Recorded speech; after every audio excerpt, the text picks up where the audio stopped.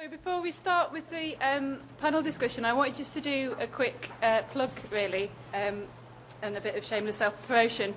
As well as kind of joining in part today, I'm also co-investigator on another NCRM network for methodological innovation. So it's the same funders as this particular network. So we're organising some events under the theme of digital methods as mainstream methodology. So there's quite a lot of overlaps with what we've talked about today. So I just wanted to flag that we're kind of we're starting to advertise the event now. The registration's open. So if any of you are interested in learning a little bit more about this, about the network, our website is digitalmethodsnmi.com. And you can also find us on Twitter, because I've just set an account up today, which is called, and now I can't remember what we're called, DMMM_NMI, which is really catchy.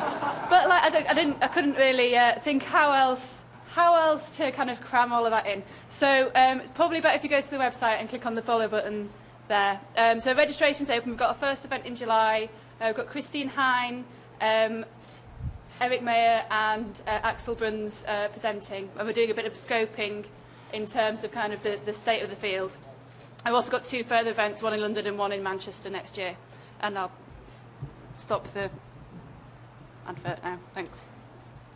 Great, thanks. Just to say thank you very much to all of the speakers, and this final session we're just going to open it up for questions. We've agreed that we're actually not going to feed back on each of the workshop because we had too many points to go through now in the time that we have, but all of that will be available via the Methodspace forum for the network. So one of the things I'd like to do is just encourage you in the last sort of 15-20 minutes after the event to take this opportunity to sign up for the Methodspace group. For those of you who aren't familiar with Methodspace, Methodspace is Sage's online social network for researchers, and we have over 12,000 members located all around the world, and we will be hosting on Methodspace a discussion forum for this network. We'll be posting a lot of the findings that we come up with from today, and it's also your chance to connect to each other, and you can do private messaging. There'll be group forum discussions, there'll be resources, videos, all of the slides from today will be available on there, as will a video of all of the presentations. So we'll hand over to the floor for questions, and this can be any of the issues raised throughout any of the presentations today or things that came out of your workshop. And I think I've been surprised in listening to this at how many issues actually are the same over all of the all of the presentations, and regardless of qualitative, quantitative, what discipline people are working for, all of these issues seem to be really shared. So I'll be interested to hear questions from the participants. Does anyone want to start?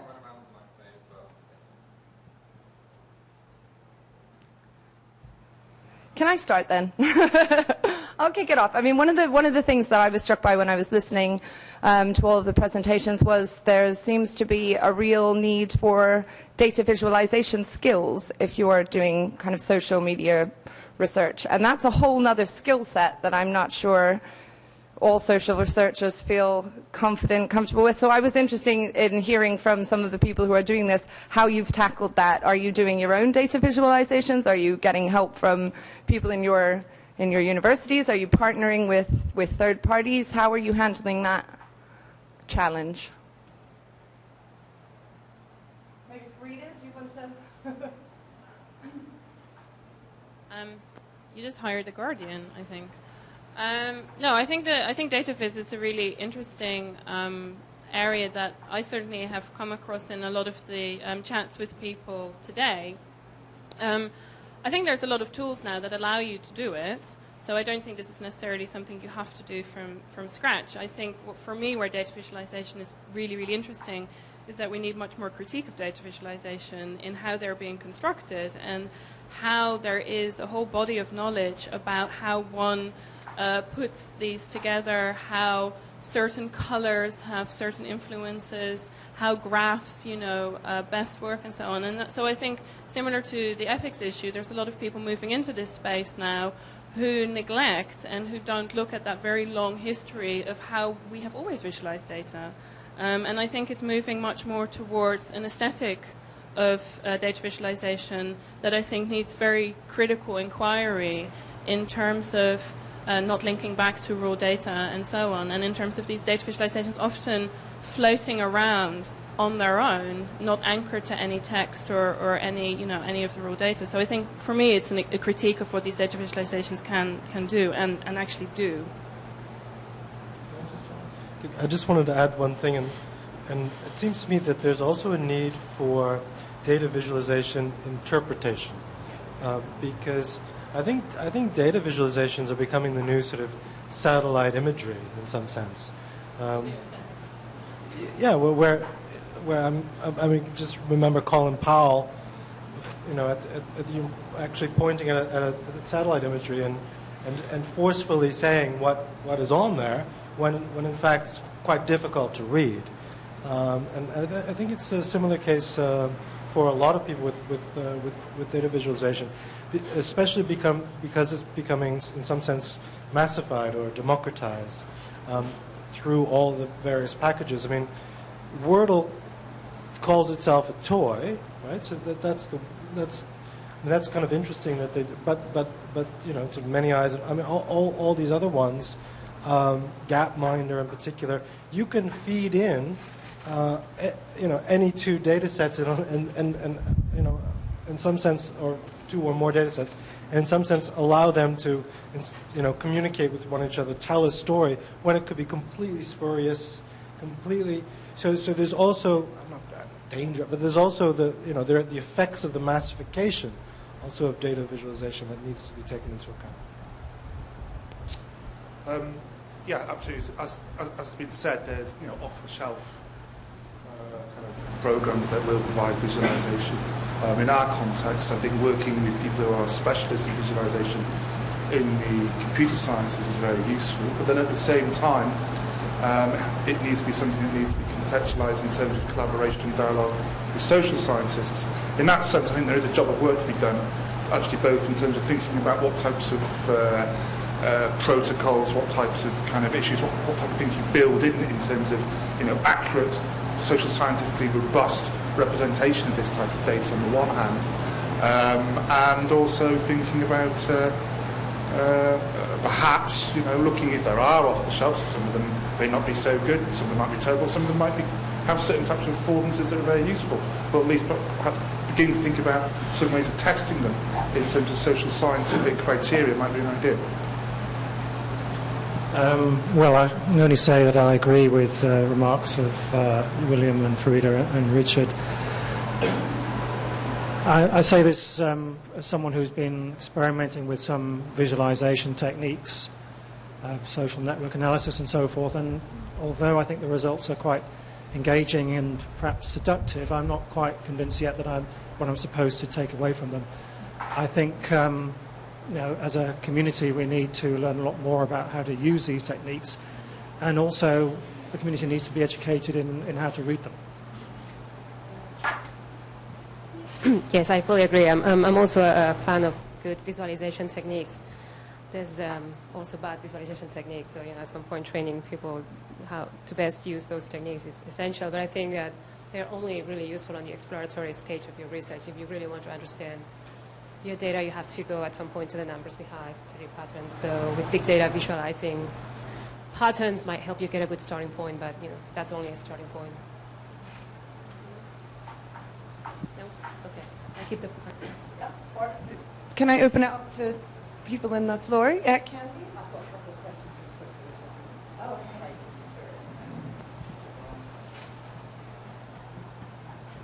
Okay. These might be quite quick answers, but one question was, do any of the panel know whether anyone's doing any research using Instagram yet? I suppose that goes back to Farida's comment about visual and the visual element of social media. And if I say the second one as well, so you've got it, does anyone know of any institutional good practice guides yet on social media that they'd be willing to share with the network?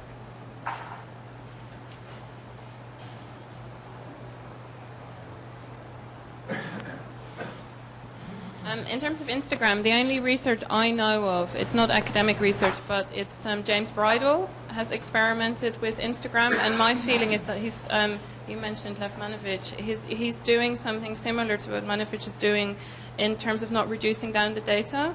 So Manifest built this visualization, which is all the Time magazine covers, and it's an argument about how when we deal with data and then visualize it, the data is reduced down and then represented visually. And so what Manifest did was basically made this composite of all the Time magazine covers. And so I think James Bridle has done some work on Instagram images in a sort of similar way, not reducing the data down to its content, but reproducing it in some way. Does anyone know of Instagram?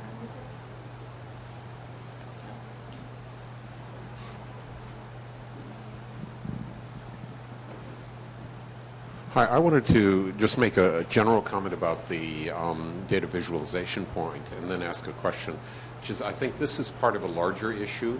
In addition to visualization, it's also extremely helpful to have a knowledge of data structures and data management issues, relational database management, or some other formal sort of tools in order to work effectively in this area.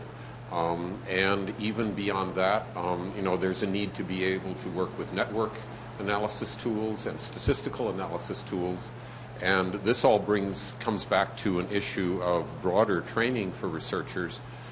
That's not going to happen in graduate training. It's too much for graduate programs that are already overloaded with too many required courses.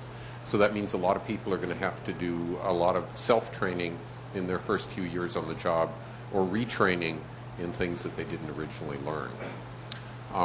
But the question I was going to ask is one of the issues that's interesting to me in this whole area is that the possibility here of research and Mike Thelwall said this very effectively this morning, you can press a single button and you get out this wonderful data graph of a network. That's true, that's great for undergraduates, they can collect their own data. It's also possible that means for security services and police to collect networks of people. So what you have is the internet being actually a boon to police services all around the world. They can get not only networks, but they can get retrospective conversations from people who they didn't know they were interested in via email or Twitter. They can do this with subpoena powers, and they're explicitly excluded from any IRP considerations. So, we can do all we want with our attempts to anonymize data, but they're not going to. And so we're developing tools, and we're developing techniques, and we're making them easy for ourselves, we're making them easy for our students, and at the same time we're making them easy for the police. And so we're solving a whole bunch of policing problems at the same time. So doesn't this create a set of ethical problems, or at minimum a question that perhaps we should pause and think about our relationship here in these sorts of issues? Especially when people are going to prison for what they say on Twitter. Right.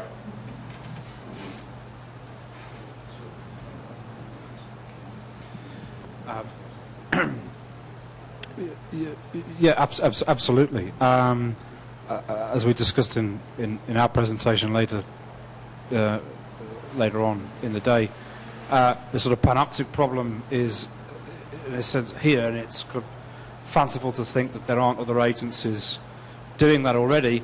But I guess your point is the ethical point that, well, we should be aiding them in any way, or should we just not be, in a sense, boycotting that kind of research or developing those sorts of tools? Yeah. And I understand that. I completely understand that point.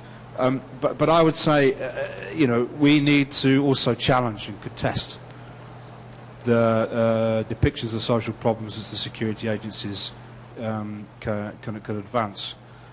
Synoptic power is an important response for a public sociology. So, you could think about the ethics of not engaging with this kind of methodological innovation, not making these sort of data linkages, and in a sense rendering ourselves, impotent in being able to challenge official constructions, would be my view.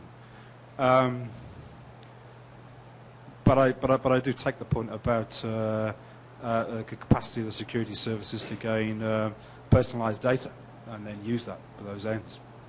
But I think they, frankly, got that already, would be my view.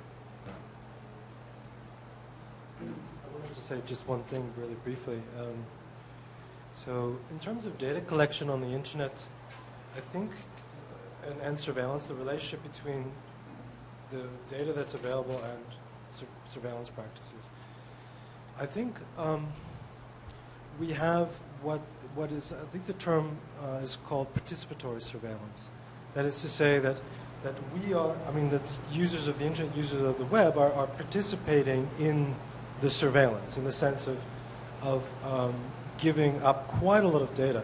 It's interesting, like, if there was a big to-do about cookies, but the amount of things that you can do as a surveillance operation with cookies is a lot less than what you can do with all the fields that the users are routinely filling in. So I think that the issue is slightly more, well, I think it's slightly more complicated than the panoptic or versus the synoptic. I think there's something in between. I think there are two other kinds of terms in between those. One is in surveillance theory, one is participatory surveillance, and the other one that's very much related is sort of enticement theory or whatever. I don't even know exactly what it's called, but anyway, sort of asking for data and then in return you get this free piece of software, you get this service, you get the whole model, the internet model of free is a model that lends itself to all sorts of forms of participatory and enticement-based surveillance. So I just wanted to bring that up. I think one thing that, because I do a lot of work on crisis communication, for me, the interest in our data from the police scares me and worries me in relation to the riots. But on the other hand, having spoken now to so many people who work on the ground in emergency situations, may they be doctors, maybe ambulance drivers, and so on, I also see that in the first 24 hours after a crisis, particularly in the aftermath of natural disaster, there is a real issue with verifying information, with setting up communication networks again, and recovering infrastructures.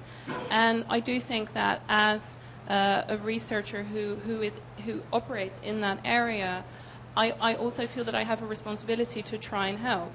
And so I think there's also issues around, the state and community groups or community users or communities that may benefit greatly from being able to understand this data better in such a way that they can help verify information, for example. But I do think that the critique of the state and the power relations that were brought up earlier and the panopticon and so on are, I think, really, really important. But I also think at the same time, we mustn't overestimate the sophistication with which the police is supposedly analysing this data. I think we're giving them too much credit. Yes, but I also think that we must move away a little bit from this imagination about what these state institutions are potentially doing in terms of linked data and so on, because this stuff ain't easy. And I think that's worth bearing in mind.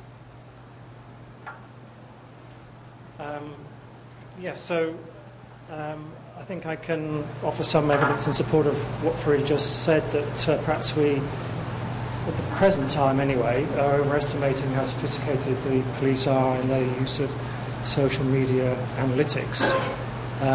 I spent an evening about a month ago in the control room of Greater Manchester Police, and the evening was the occasion of the Manchester Derby. Those of you who follow Premiership football will know that this was perhaps the biggest game of the year. The result of the championship depended on it, more or less. And there was a lot of trouble expected, a lot of public order issues anticipated by the police, because groups of fans from both sides would be out in the streets, and then, depending on the result, at least one of those two groups of fans is going to be pretty angry about it. So I spent the evening observing the social media team, looking at how they collect and monitor social media, and I can tell you that the tools they use are pretty primitive, nothing more than you as a layperson or a researcher would use yourselves. That's not to say they won't get more sophisticated. You wouldn't expect that they would. But at the present time, they are very, very crude. So that's the present situation, at least, from that particular occasion of watching them in action. Now, of course, other elements of the state may have more sophisticated tools available to them. I do think the point that Adam has made about, looking at the synoptic dimensions of social media analytics is important. That actually it gives citizens the opportunity to monitor the monitoring of the few by the many. I would note here the appearance not too long ago of I think what's called the Stop and Search app, which young people can put on their mobile phones, and if they get stopped and searched by the police, they can record that incident, and this information can be collected. So this gives a way of, recording what bodies of the state are doing, which goes some way in order to keeping them, in order and not stepping beyond the limits of what they're supposed to be, what their powers are supposed to be. Beyond that, of course, we do need to make sure that society has in place the appropriate mechanisms of governance and accountability for all its agencies, and these can be put under proper scrutiny by us as citizens. So I think it's important and incumbent on us all to make sure that those mechanisms for governance and accountability are improved and are appropriate and fit for purpose as we move into a world where more and more data is available to agents of the state, and that we should also take responsibility as citizens to make sure we note and collect and share information about what state agencies are doing. I was going to add something quickly. I won't talk about the police, but maybe go back to one of the things that you also mentioned, Grant, about this press one button data collection that Mike talked about. I think Mike is being very humble. I mean, I think, and I've told him before, he gives the impression that things are so easy now. And yes, it's true. And, we have scaled down the time and the resources that you need to collect huge amounts of data.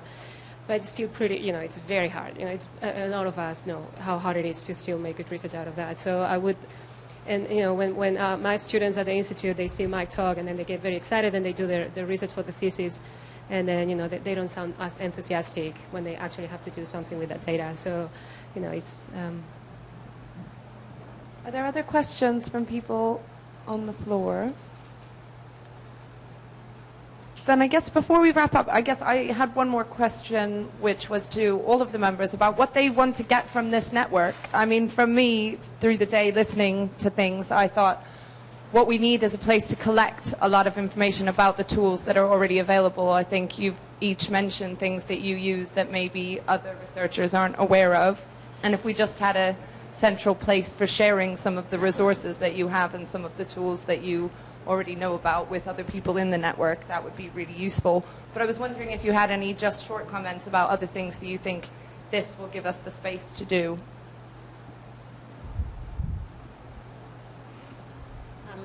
I won't start. I think in a way a point was raised earlier but wasn't necessarily formulated in terms of a question. I'm not so sure that as these kind of digital tools and methods develop and so on in relation to social media analytics, I think you're right. I think it will require training in terms of the social science community, where I don't agree. I don't think that it will be just necessarily in terms of outside the graduate level. In fact, actually, within things like doctoral training centres, PhD training, I think that's going to be one of the critical areas through which we actually promote these kind of new methods. And also, I think that as far as the younger generation of social scientists are concerned, often, they tend to be a bit more digitally native than some sections of the population. In other senses, maybe not. But nevertheless, I think that is going to be a critical area that, in fact, over the next 12 to 24 months, perhaps the network, certainly, providing a forum through which we begin to think about how we can, inform postgraduate social science training, amongst many other things. I just wanted to add to that with my sort of more general digital social research hat on, I'm very conscious of the problems of sustainability. of embedding all these very interesting and potentially useful tools that are coming out of various quarters.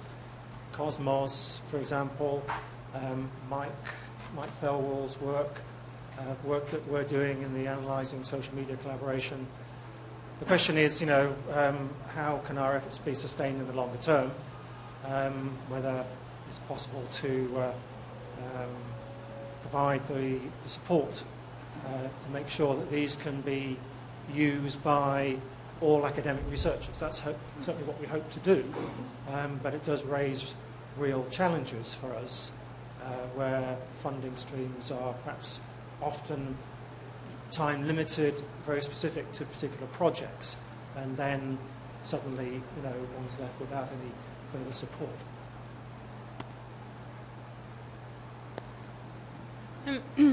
I guess for me, it's not so much a question of what would I like to get out of the network, much more what would the network like to get out of me.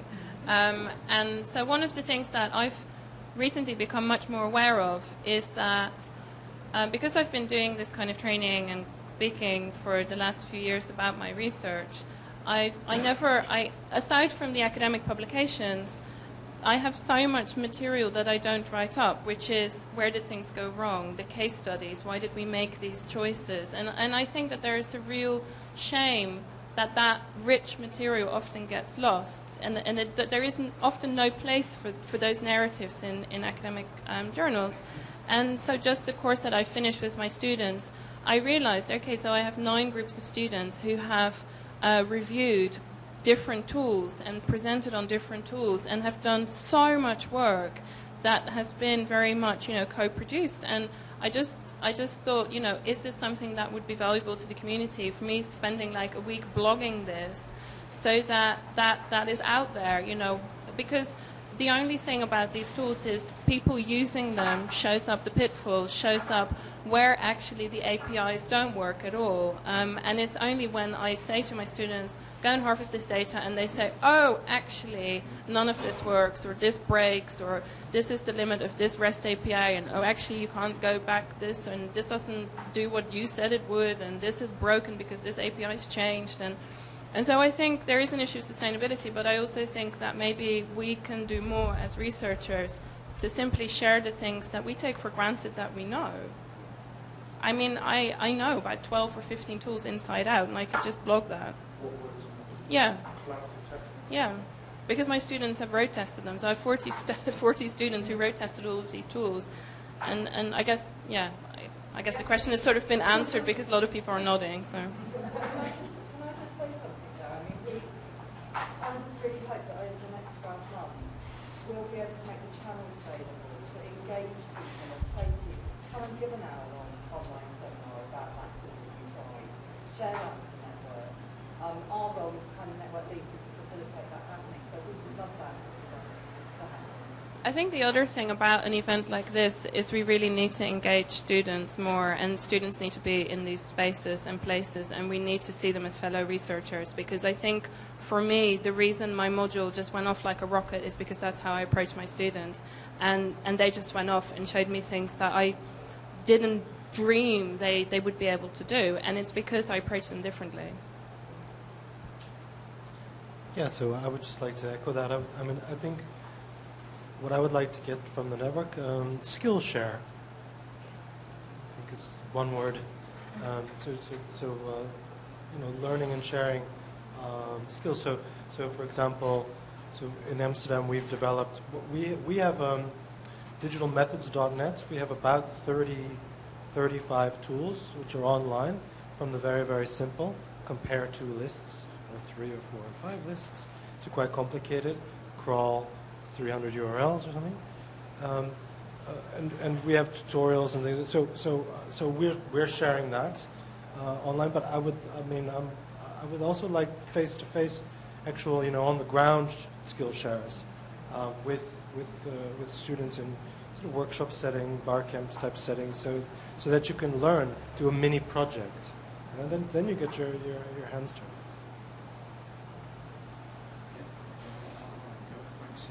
I mean, I think what I'd like to get out of the network is all of these things, but of course, but also some support in persuading colleagues of my generation and above to adopt this. Yeah, this sort of technologies. I completely agree with colleagues. In many regards, the undergraduates are frustrated with their lecturers because they're far more familiar, comfortable with this technology than their teachers are, and so any way in which we can help mid-career, longer established colleagues with responsibility for curriculum development and programs and so on and so forth, to feel comfortable in acquiring, what is, I think, it can be a very intimidating set of concepts, very, very fascinating to me, but I could appreciate how some colleagues might find it quite difficult to get their minds around, and I think that's what we can do. It's about sort of sharing it with a much broader. It's an approach to trying to proselytise, I think, to the broader social research methods community. That would be what we can do, I think. Yeah. Right, I think in the interest of time we should probably wrap up, but just to say that this is actually the beginning, not the end. So this network will only be as strong as its members, and everyone needs to contribute and be involved. So there will be emails going out to tell you how you can do that, but if you have a minute to sign up for the Methodspace group, you can do that there. And I'd just like to say thanks again so much to our wonderful speakers. Thank you, all of you, to coming along. Thank you to NatSen for organising, and the Oxford Internet Institute. Thanks very much.